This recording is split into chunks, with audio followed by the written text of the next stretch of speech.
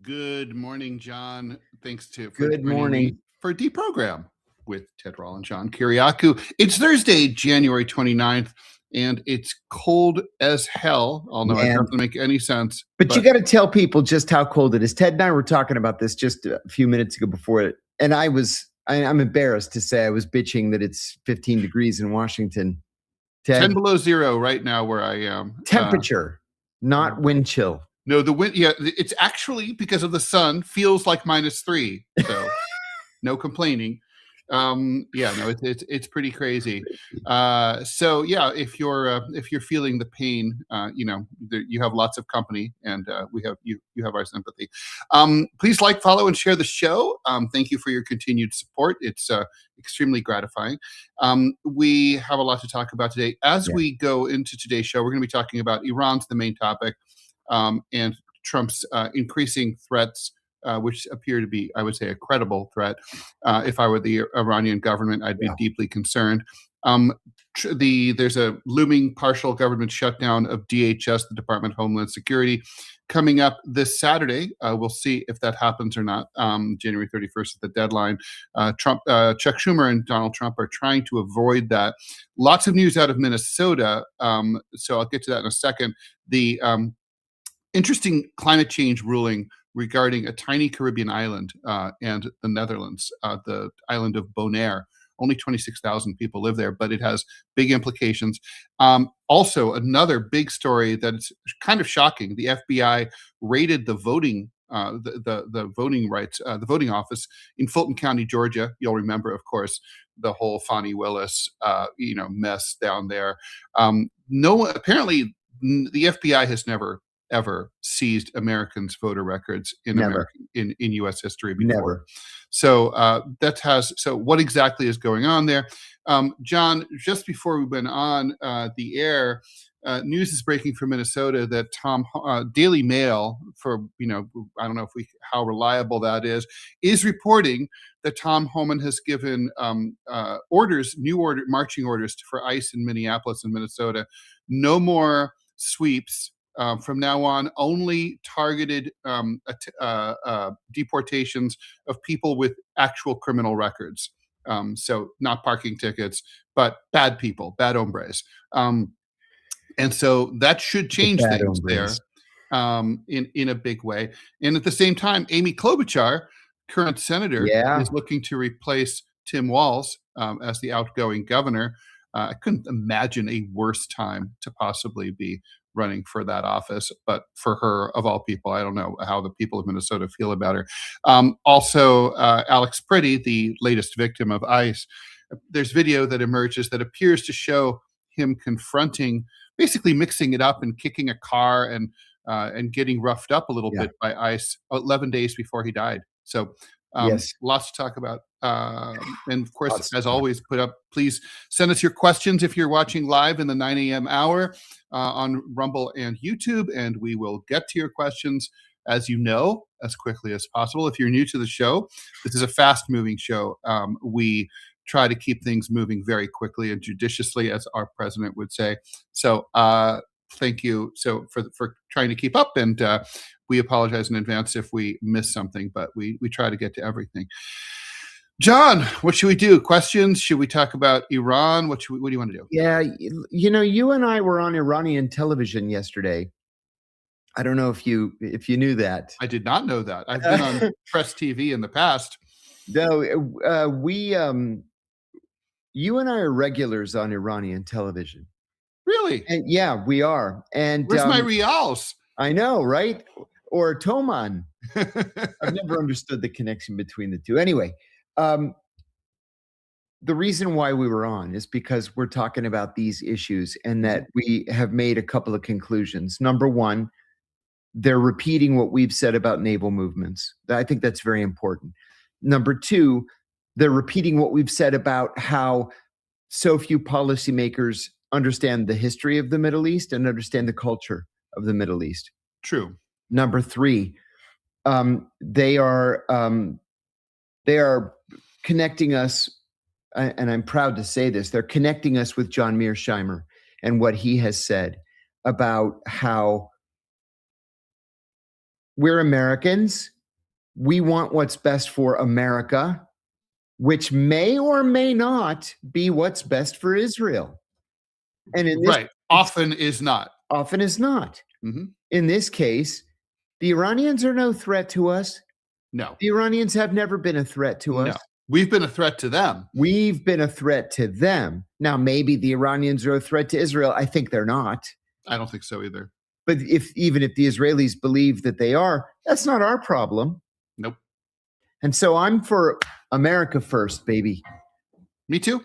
I mean, look, I hate the fact that nationalism, patriotism, America first, whatever you want to call it, that's considered a right-wing thing. I mean, it's like if we live in a nation-state system, it's logical to look out for the interests of your country and its people before those of other countries. And then it's expected that they'll do the same.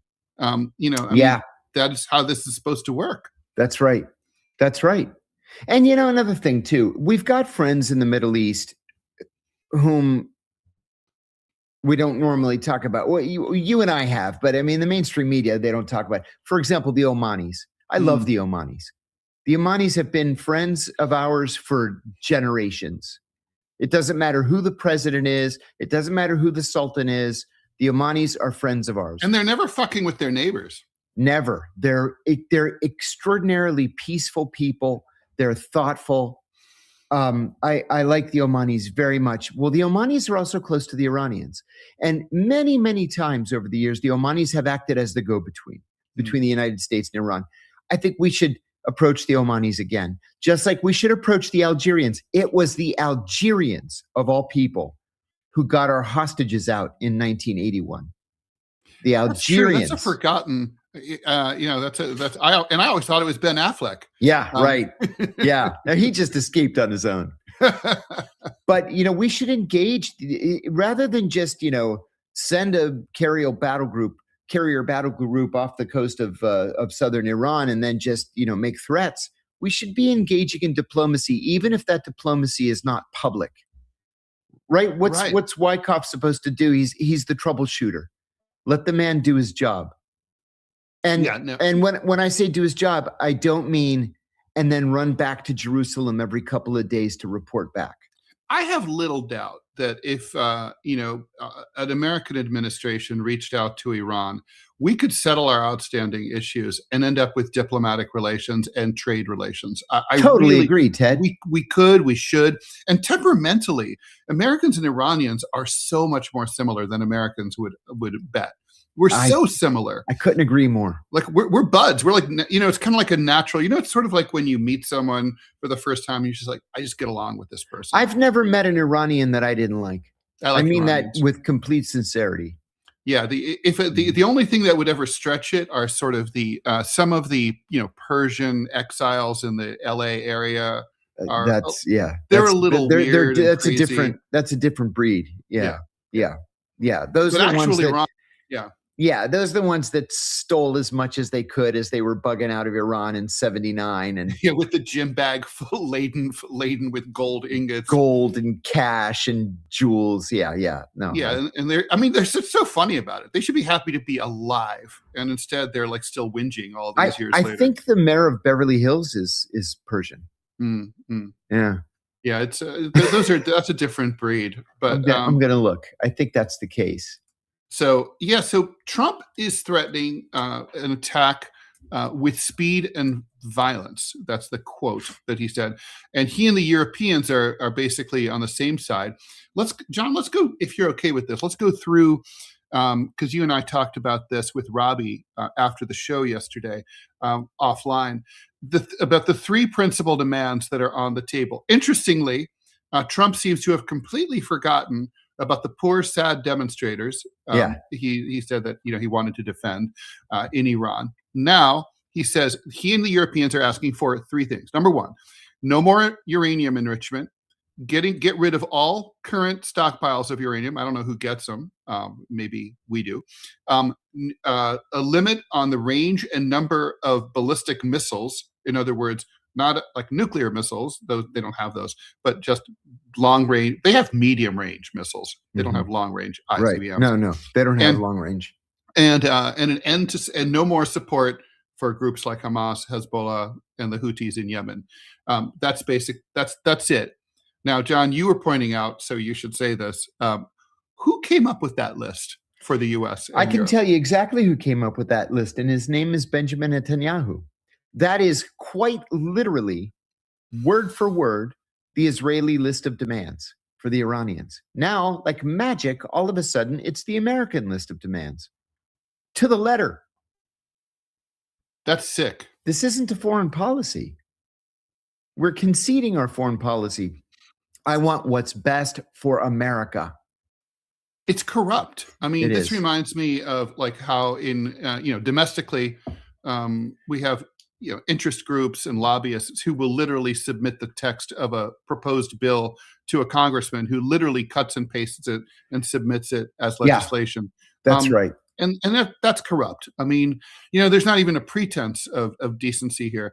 In this case, I mean, look, I got to say, if I were negotiating with Iran, I wouldn't. First of all, the missiles would be off the table. You got to protect yourself. Yeah, I mean, it's a real country, and also don't ask for things that your adversary can't possibly agree to. Mm-hmm. And as for the proxy groups, it's completely unenforceable. Not to mention, is the U.S. going to stop, backing its proxies in the region? I think they could have a conversation about uranium, but I mean, even so, I mean, the enrichment controversy, it was caused by the Trump administration when it threw away the agreement that was signed under JCPOA, Obama, which was working. Right. It was exactly the same. The old arrangement. That's right. It was exactly the same inspection regime that the United Nations imposed on Iraq. Between 1991 and 2003, it was working. Now, the other thing I can't stand, and of course, you're never going to get this out of American media, and we always talk about this here, but I'm going to keep talking about it. Iran never lost a war. They didn't do anything wrong. They're not being sanctioned because they fucked up somehow.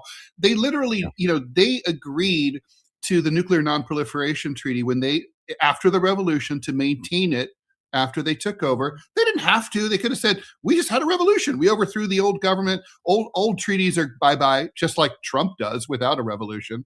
They could just, they're doing this voluntarily to be so. A country that clearly doesn't want to become an international nuclear power is being like, you better not become a international nuclear power. They're like, that's what we said. If the Iranians wanted to be an open door. Yeah. If the Iranians wanted to be a nuclear power, they would have been a nuclear power years ago. It's not that hard. And the CIA has repeatedly concluded that the Iranians are not seeking a nuclear weapon. There's no evidence at all. So, and in like nuclear power, honestly, in the age of climate change, we have a climate change story out of Holland. It's nuclear power is, weirdly, I say this for people like our age, when we remember the no nukes movement and 3 Mile Island, but now that's a relatively clean form of power. Yeah, it is. Crazy as that sound. I even had a no nukes shirt. It was a black T-shirt, and in white lettering it said "no nukes" on it, and I almost got into a fist fight in a bar. I was 18. We crossed the state line into Campbell, Ohio to go drinking at RJ's Holiday House, Nickel Beer Night, Tuesday nights. Oh, wow. Nickel Beer Night tells you how long I bet it was so yummy, too. Oh, my God. So much fun. 1981.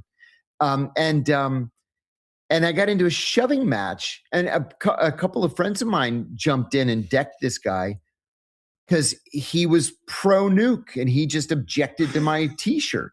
It was so political then. It really was a big deal. Yeah. I still have my old no nukes buttons lying around somewhere. Remember the No Nukes concert in Central Park? Yes. 1980. I mean, the terrible graphic for that is still seared onto my brain. So I would say that if there is a countdown to midnight clock, it's just moved closer to midnight here. Who's going to attack Iran? Will it be the U.S. or will it be Israel? I think it'll be both of us together. I really do. Holding our pinky fingers together. And I'll tell you, Ted, it frightens me that we want to throw our lot in with Benjamin Netanyahu like this. I think it weakens us as a country. Well, no, I mean, of course. I mean, look, the thing is, it's a disastrous policy. I mean, rule number one of political engagement is never start a battle you can't win. We can't win this. No. What do they think is going to happen? You're going to overthrow the government of Iran? You couldn't overthrow the government of Venezuela. And now you're trying to overthrow the government of Iran. And we're talking about a country of 92 million people, and it is enormous. Country. Yes. Very educated people. Yeah. Very educated. This is not Afghanistan in the 90s. That's right. They think Americans and we think couldn't it even is. overthrow them. Know. No, you're right. Yeah. And yeah, so I mean, part of the problem here is the ignorance. I mean, so they go in together. I mean, obviously, I think this is going to be, correct me if I'm wrong, I think it's just going to be the usual, we attacked military targets. Maybe they take out a government ministry or two in Tehran. But nothing much is going to change except resentment. It's about keeping the Israelis happy. It does nothing for us at all. And by the way, if we care about getting energy prices, let's make a deal with the Iranians. Yeah, you can say that. They have tons of oil. Yeah, they do. They have tons high of oil. Quality. We should normalize those relations, and it's in a good location there too. Yeah, it's really annoying. So how dangerous is this? I mean, how could this escalate? I mean, the Iranians did sort of fire a shot across the bow during the Gaza conflict when they fired a bunch of drones at Israel. Yeah, but that was in response to an Israeli attack. That's right. That's right. So in other words, in response to a U.S./Israeli attack, how is Iran? I mean, for domestically, the Iranians can't keep taking it on the nose. They've got to respond. My guess is, based on what I saw in my agency days, my guess is that the Iranians will do two things. Well, maybe three things. I think in the event of an Israeli attack, they'll respond to Israel, whether it's with rockets or with drones. That's fine. That's everybody would expect that. But the Iranians have said, and we should take them at their word, that they will attack American interests in the region, which is military bases. And they have their pick. There are like 44 of them that are in the immediate vicinity. Remember that joke, why the Iranians put their country right in the middle of our military bases. But exactly. Number three, that could lead to escalation, though. Number three, and I think they'll cut this when they run this clip on the Iranian news tonight. The Iranians will carry out acts of terrorism against American interests, whether it's American oil workers or American businesses or whatever it happens to be.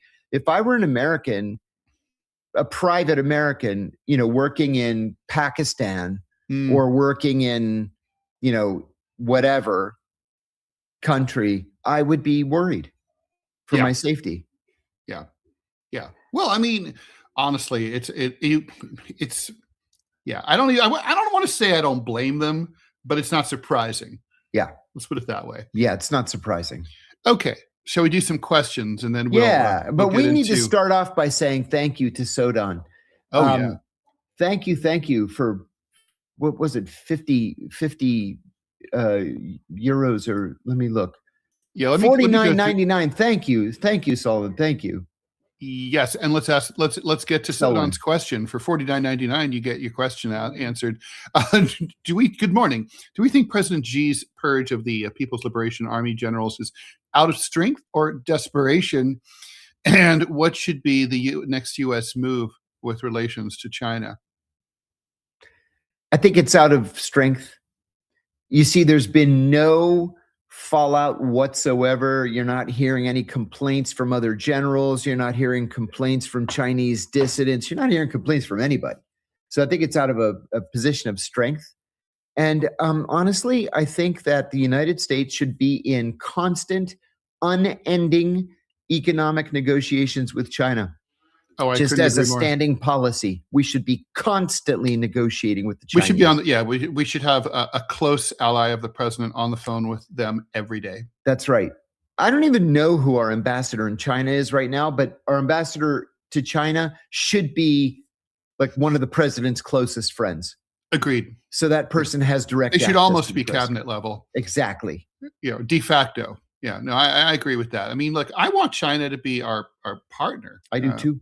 And I think China would prefer it that way. They just know that we don't want to. And let me add one other thing. There's an ongoing problem in China with official corruption, and I suspect that corruption probably played a role in this firing.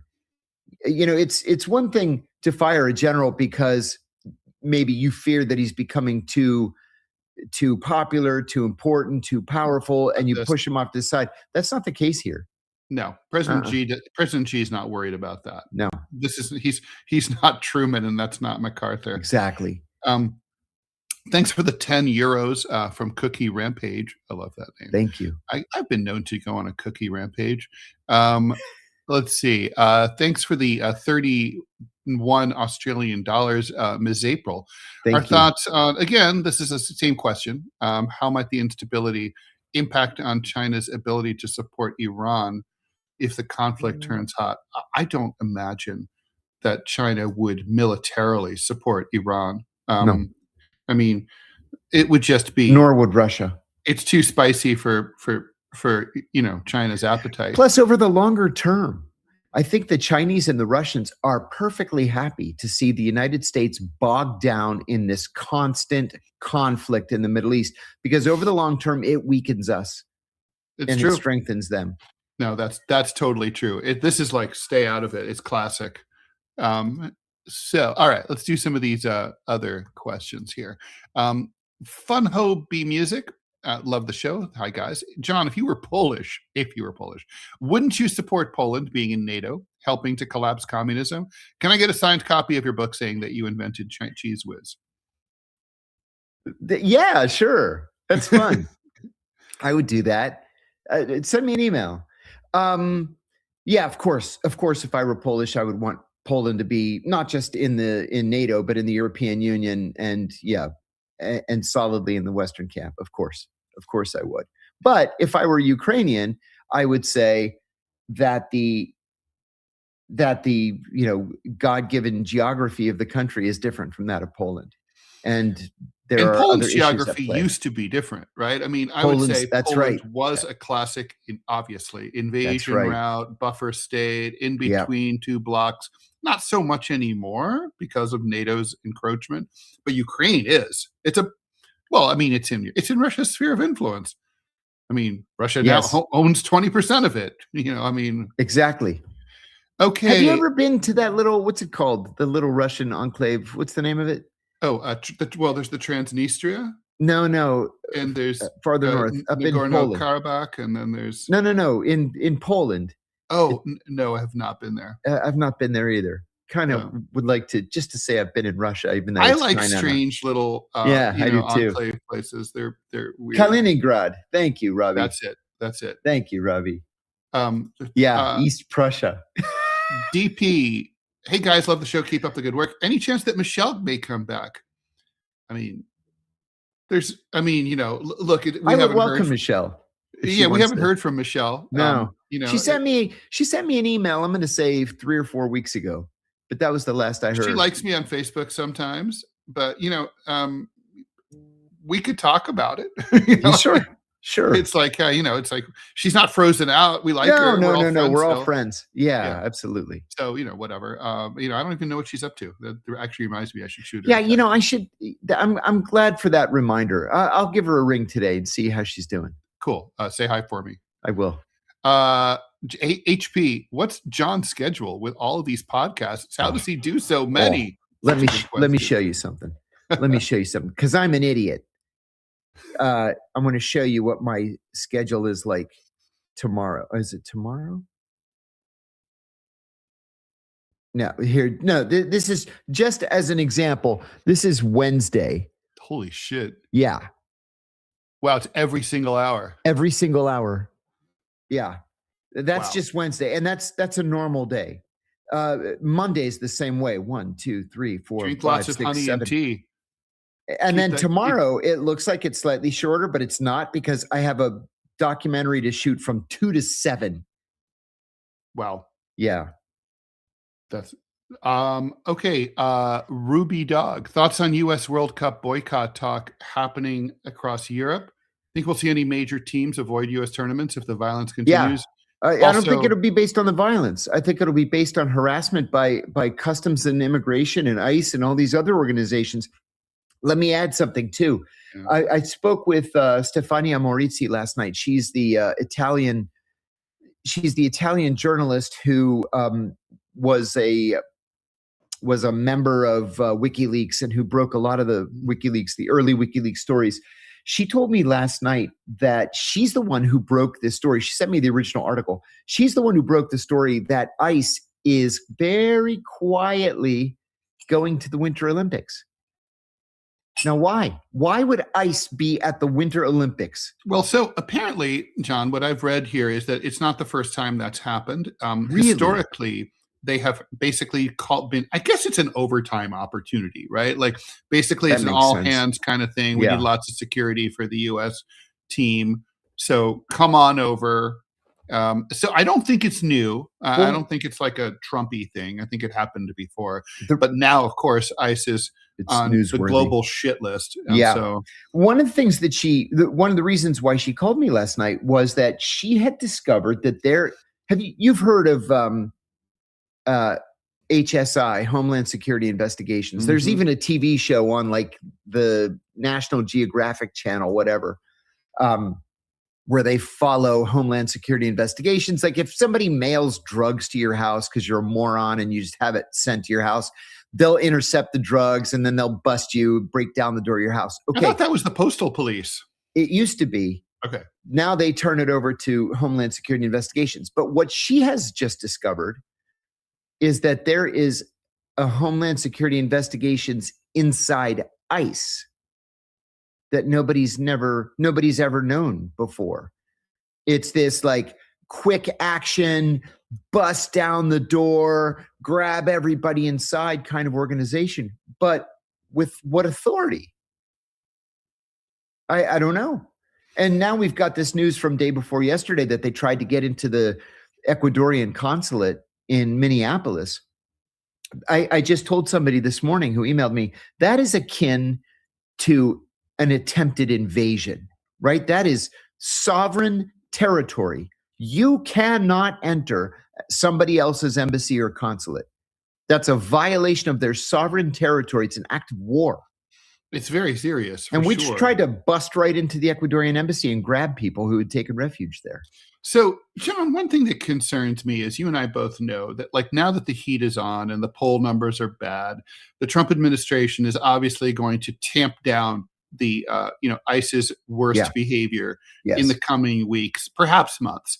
But basically, they're just going to wait till the heat's off until they can start up again. Meanwhile, Schumer, always the master negotiator, sarcasm intended, is negotiating with Trump to avoid, because so many Democrats and enough Republicans are willing to vote against funding DHS this week, that there could be a partial government shutdown for things like TSA and stuff like that. I guess the thing is, the Democrats are looking for some reforms like no more masking. They have to identify themselves and stuff like that. I'm worried that, as usual, the Democrats are going to settle for very little window dressing. But the fundamentals of ICE as this massive, militarized, untrained, unqualified, mean fucking force that's militarizing American cities is not going to change. We're going to be right back talking about this in 2 months. Yes, I think so. There's no solution being offered up here. It's just sort of, hit and run, grab and snatch and whatever. And I'm worried about it over the long term. Is the threat of a DHS shutdown really so bad? I mean, I guess there could be lines at the airport. No. You know what? DHS said yesterday, well, it actually may have been the White House that said it, that even if the government shuts down, they're just going to treat this like a normal shutdown where everybody just continues to work. And then you get the back pay when it's all settled. So it wouldn't So really this is affect people. symbolic. Not to mention, it's not really a heavy travel season. No, and the Democrats are all talk anyway. Talk. They're not going to do anything. Schumer's a weakling and a coward. He's not going to change anything. You know, don't get me started on Schumer. I think he's corrupt too on top of it. And I mean that quite literally. I agree with that quite literally. I had two contacts of mine, two people whom I respect, told me independently of one another in 1 week that they had been in the room when Schumer took a bribe. They actually saw him take a bribe. And these are credible sources to you? Yeah, serious people. That's very serious. Yeah, I thought so too. Well, that's like Tom Homan, by the way. He in a sting operation, he accepted $50,000 in cash and was allowed to keep it. And and his job. Meanwhile, you go to prison. Yeah. All right, Flanderina, Israel and Gaza. What are the chances now that the last hostage, of course dead, has been returned, that aid will be allowed to flow freely into Gaza as per the ceasefire agreement? No. Especially considering what actually appears to be happening on the ground, preparations for small, controlled internment camps. Nope. Very little. I mean, no, yeah, almost zero chance. The Israelis want to force every Palestinian out of Gaza. That's the policy. That's definitely the policy. Nick Orlando, from your intelligence perspective, John, what's more dangerous right now in regard to Iran and the U.S.? Miscalculation or intentional escalation? I think it's intentional at this point. I've said a million times, the Democrats always underestimate Donald Trump. They underestimate his resolve. If he makes a decision to attack Iran, that's it. We're going to attack Iran. It's not going to be an issue of miscalculation. It's going to be a conscious policy to overthrow the Iranian government. Which is, I don't even know where they would begin, right? They don't even have an Ahmed Chalabi. No, exactly. Could replace, and well, not this clown, Reza Pahlavi. Right. No, that's ridiculous. Not going to happen. By the way, I was watching an old episode of The Sopranos, and one of the characters had this hilarious line about Phil Leotardo. Yeah, it's like oh, and this guy, this asshole, said I looked like the Shah of Iran. Yeah, of course he looks. He did. He looked just like him. It's hilarious. Question for you, John. Thanks for the $1 from TSTC. John, do you know or have any thoughts about Larry C. Johnson, analyst for the CIA? Oh, sure. Yeah, Larry's a friend of mine. He's a serious person. He's far more conservative than I am, but he's a very serious analyst. His Substack is quite good. He's been on all my shows, the Whistleblowers a couple of times. He's been on Deep Focus. Larry's a good guy, and he gives these issues a great deal of thought. John, a question for you. High school debate coach. Over the years, news has become increasingly partisan. What sources of information do you find most trustworthy? My debaters struggle wading through bias in sources. Must be true, especially if you're younger. I mean, you grew up. If you grew up in this world and you're like 16, I mean, that's crazy. I mean, at least you and I remember legacy media and standards. I hadn't considered that. But that's a very important point he's making there. Yeah, I mean, look, you and I have talked about what our sources of information are, and they're from the right to the left and everything in between. That's really the best way. I will say that I spend a lot of time with the Associated Press, just because, you know, in every ranking that you see, every grid that you see, they're in the center of the center. Mm-hmm. That's always kind of my anchor is AP, apnews.com. Yeah, no, I totally agree with that.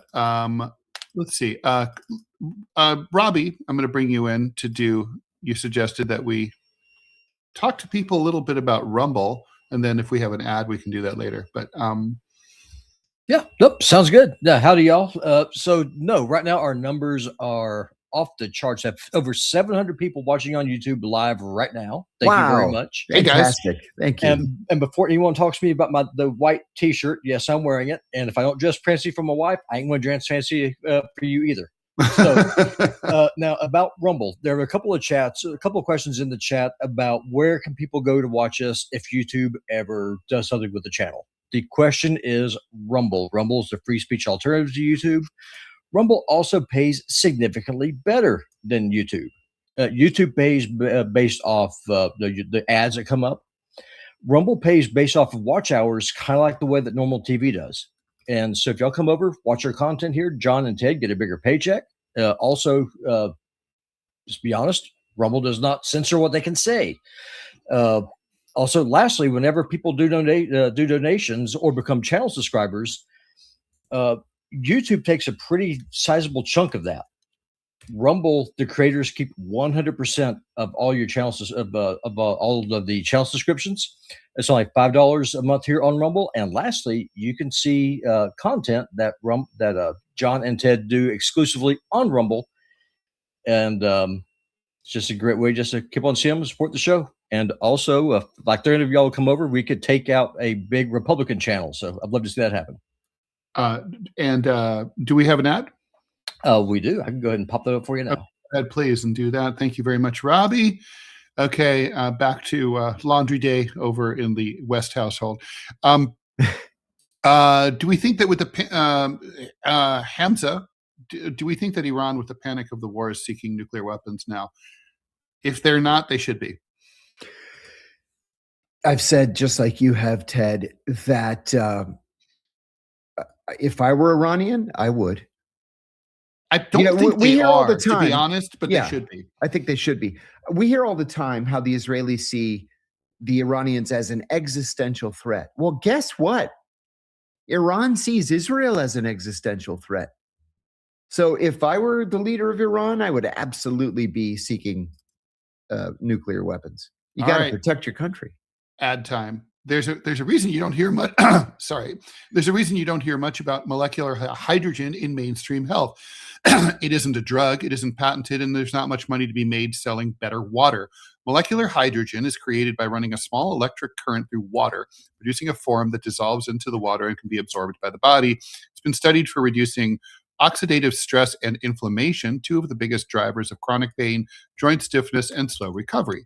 A lot of that research is tracked by the Molecular Hydrogen Institute out of Utah, and the technology has been used quietly in clinics and by professional athletes for years, especially around injury and physical wear and tear.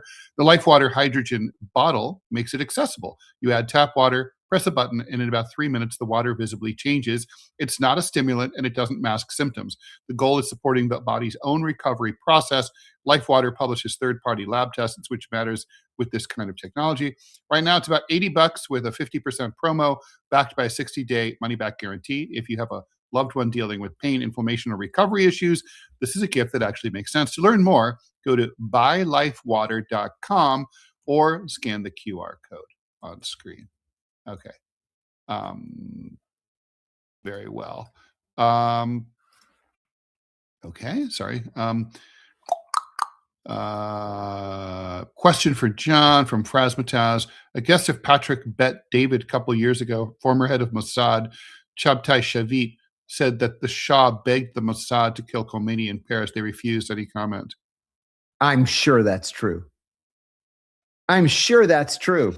I remember at the CIA people having conversations about why Khomeini wasn't taken out in Paris. Yeah. And remember, the Israelis and the Iranians under the Shah had diplomatic relations. Before the revolution, yeah. Yes. They had diplomatic relations. What is the risk to the U.S. homeland if we have a full-out war with Iran? Cyber attacks, asymmetric warfare? Yes, yes. Yes. Yes, and lots of other stuff. And yes. Yeah. And not to mention serious disruption of oil shipments through the Persian Gulf, and not just Iranian. The Iranians would have literally nothing to lose by shutting down the Straits of Hormuz, and something like 40% of the world's oil comes out through the Straits of Hormuz. Yeah, we'd be feeling the hurt within Very months. quickly. The U.S. economy would really be suffering. Cosmo Retro Gaming. I find it crazy we have so many people in the government that don't care about people.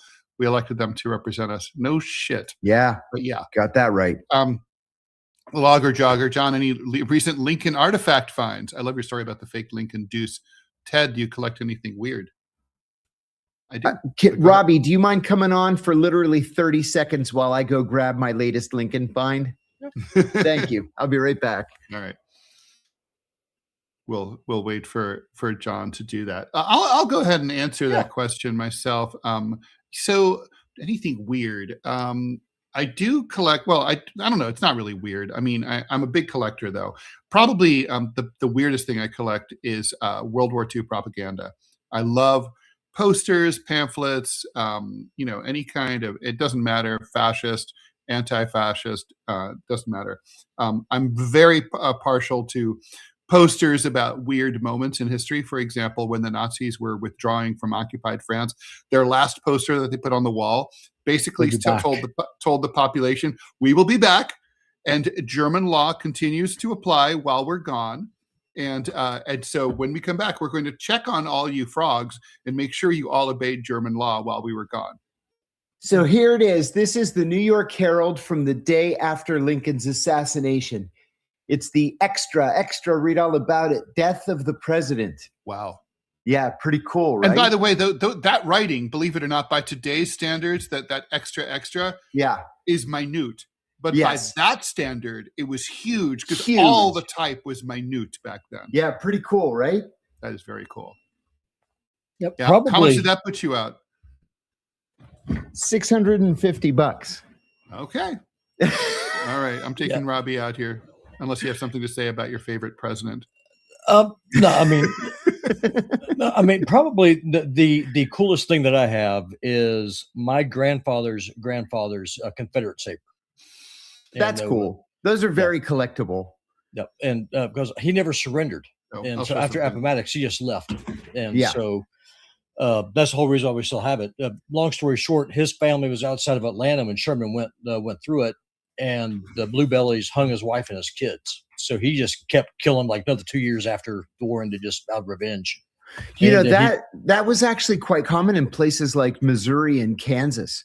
The war was over a year, 2 years, and there were still raiders out there just killing people. Yep.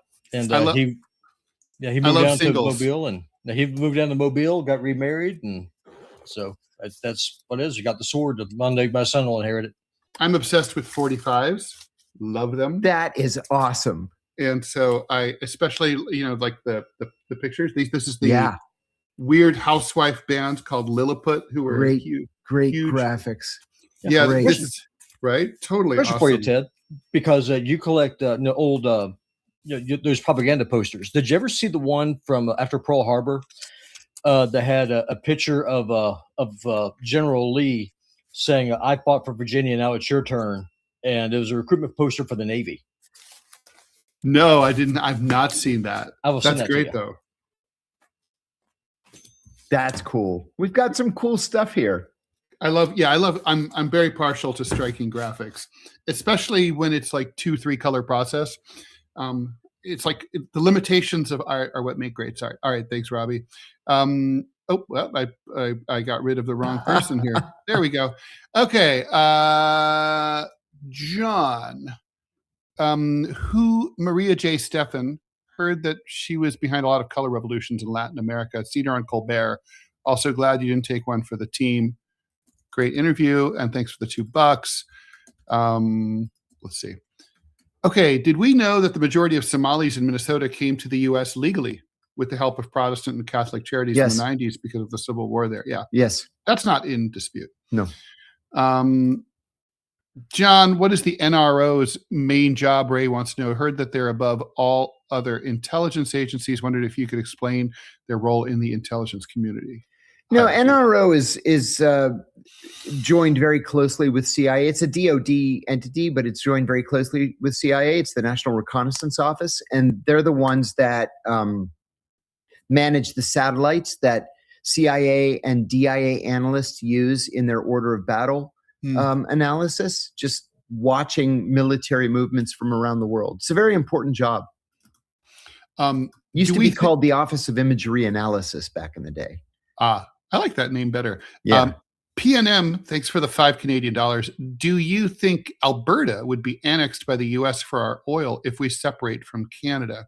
No, I don't. Because it's shale oil, just like the shale oil that we have in the eastern United States. It's hard to get to. It's only cost effective if oil is over $65 a barrel, and it would be an act of war. assuming that we survive, thanks for the $5.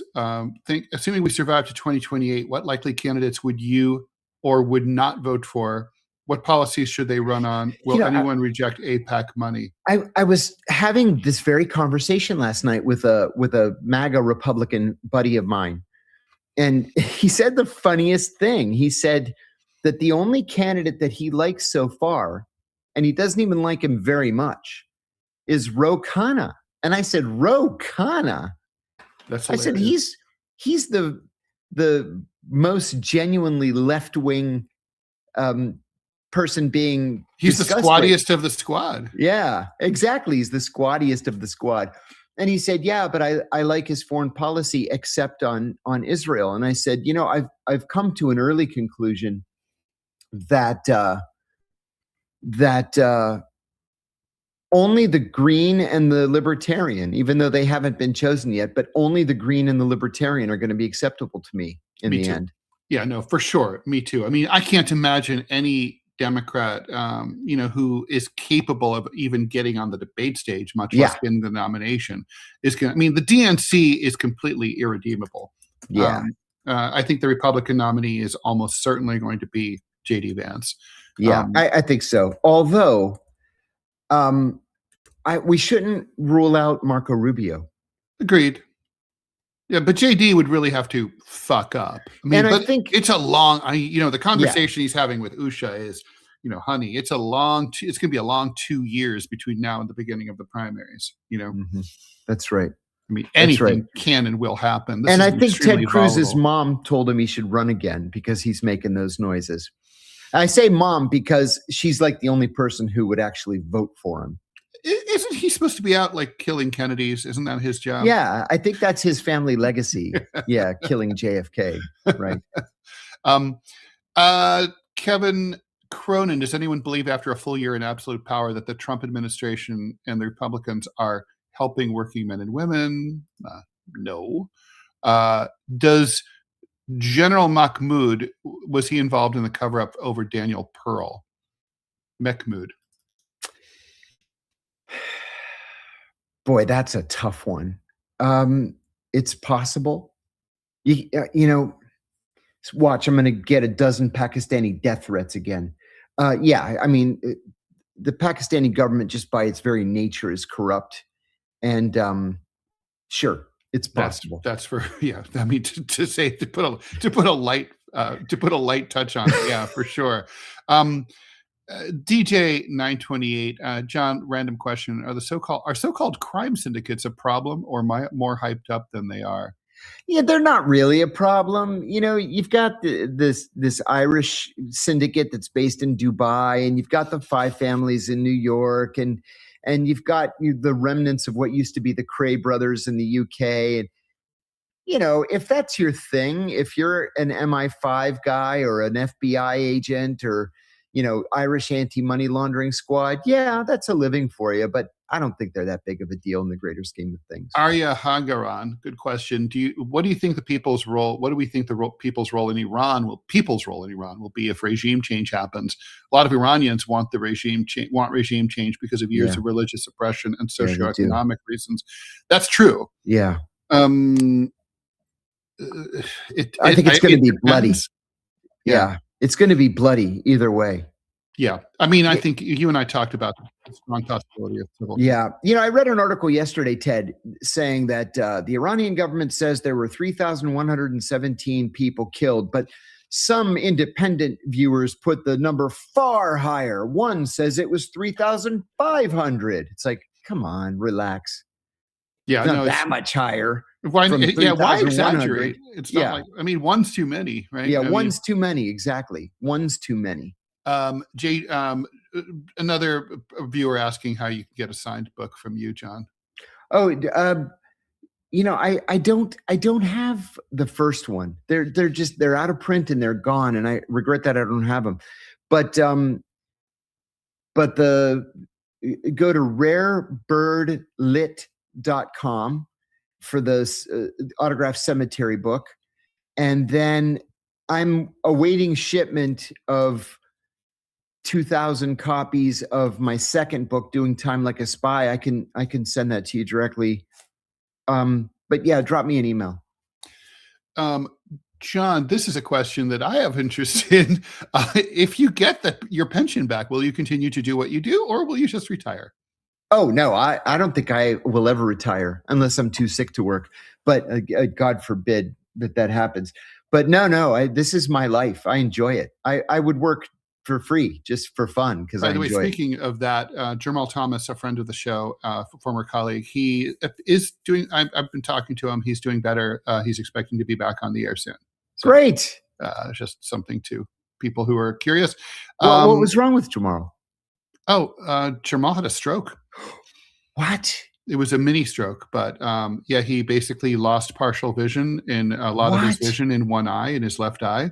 And he had to rush back from, whatever godforsaken former Soviet bloc country he was someplace. in. Yeah. Ted, he's 20 years younger than we are. I know. Yeah. I don't know why. I don't know how or why it happened. I mean, I don't think anyone ever knows. It's just a reminder of the fragility of life. But it is a mini stroke, and he is young, and he's a strapping guy. He's in good shape. So I think he'll bounce back. And poor Lee Stranahan is it's not good. No, it's not good. Sorry. Okay. Let's get it straight, bro. Priest of Hiroshima says Minnesota was promised to the Somalis 3,000 years ago. We are number 12 on Rumble. Robbie wants us to know. So hey, great. But we want to be number 1. Kiara, the question in long-term destabilizing Iran is destabilizing Iran is a dangerous game for the U.S. and the current regime is a threat to the Israelis. So, with the perspective of power shifting from MAGA to neocons in Washington. Mm-hmm. Okay, I'm sorry. Agreed. Yeah, okay.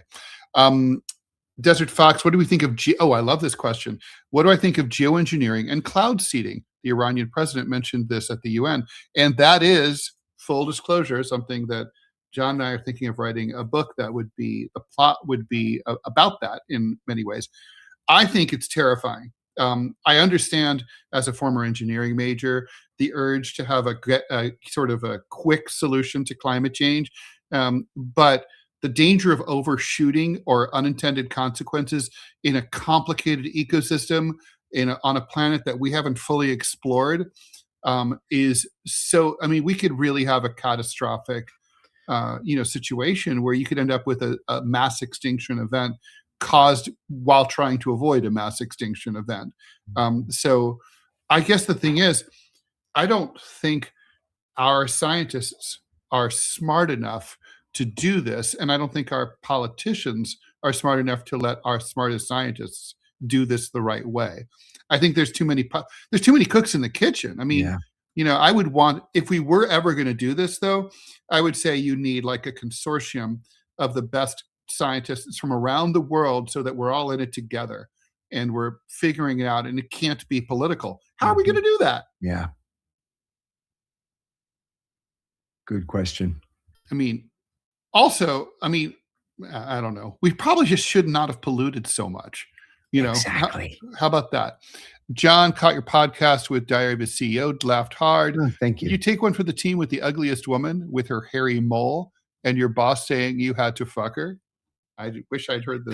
Thank God that I didn't.